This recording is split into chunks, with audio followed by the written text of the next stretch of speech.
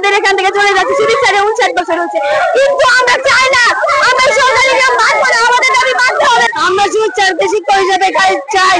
আমি পঞ্চম শ্রেণীর ছাত্র, আমি সুদীপ স্যারকে শিক্ষক হিসেবে চাই, কারণ সুদীপ স্যার আমরা নিজের ছেলের মতন। সুদীপ স্যারের মতো মানুষ হয় না। সুদীপ স্যার আমাদেরকে কত আদর করেছেন, কত ভালোবেসেছেন, আমাদের বাবার মতো সুদীপ স্যার আমাদের আদর করেছেন।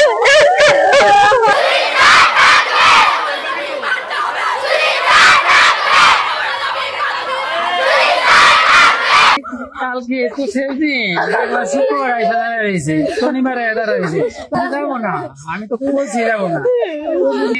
তোমাদের হাতে আমি মৃত্যুবরণ করবো, আমার মারা গেলে তোমরা নিয়ে যাইবা, আর কেউ নিতে না।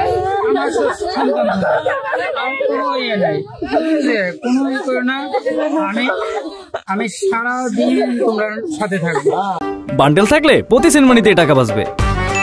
বিকাশ সেনমানি বান্ডেল কিনে জিতুন প্রতি লেনদেনে। আমাদের স্যার আমাদের সন্তানের মাঝে আরো 2 বছর থাকুক। স্যারের মতো মানুষ হয় না, নিঃস্বার্থ, এরকম নিঃস্বার্থ। আমরা এই মুহূর্তে স্যারকে আমরা ছাড়তে চাই না, আমরা এখানে রাখতে চাই এক স্কুলে স্যার যাতে দিতে ছাড়তে চাই না। আমাদের জীবন, আমাদের বাচ্চাকে উনি যেইভাবে ঘোরায় উড়াইছে অন্য কেউ পারবে না। ছাত্র শিক্ষকের যে একটা বন্ধন, এটা এমন ভাবেই গেঁথে গেছে যে আসলে ছোটানোর কোনো উপায় নেই। যদি সুযোগ পায়, আশা আছে একটু ভালো কিছু করার আর কি। স্যার মানে প্রধান উপদেষ্টা মহোদয়ের কাছে অনুরোধ করবো, প্রাথমিক গণশিক্ষা মন্ত্রণালয় এবং আমাদের অধিদপ্তরের মহাপরিচালক মহোদয়কে যদি এরকম কোন সুযোগ থাকে, যদি আমরা প্রতিটি ইতিহাস সৃষ্টি করতে পারি। এবং সুজিত স্যারের আমি আরো অন্তত সরকারি বিধের মতে যারা নুরুল আলম স্যারের বয়স বাড়ানো হয়েছিল, এই স্যারের বয়সটা বাড়াবেন এবং সেটা ইতিহাস হয়ে থাকবে বাংলাদেশে। শিক্ষকতা কোনোদিন শেষ হয় না। যিনি একবার শিক্ষক, তিনি সারা জীবন শিক্ষক। শিক্ষক শুধু প্রতিষ্ঠানের নয়, শিক্ষক সমাজেরও শিক্ষক।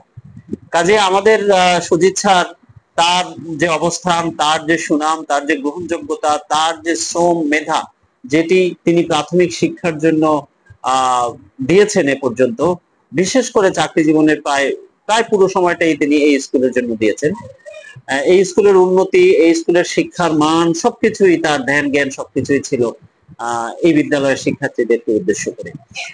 আমরা সবাইকে আশ্বস্ত করতে চাই, আমাদের এরকম সিস্টেমও আছে যে আমরা যিনি শিক্ষায় আগ্রহী, যিনি শিক্ষায় অবদান রাখতে পারবেন, শিক্ষার জন্য, শিক্ষার্থীদের জন্য, বিদ্যালয়ের উন্নয়নের জন্য কাজ করতে পারবেন, তাকে আমাদের নিয়ম নীতির মধ্যে আছে যে আমরা তাকে বিদ্যালয়ে সুযোগ করে দিতে পারি, এটা নিয়মই আছে।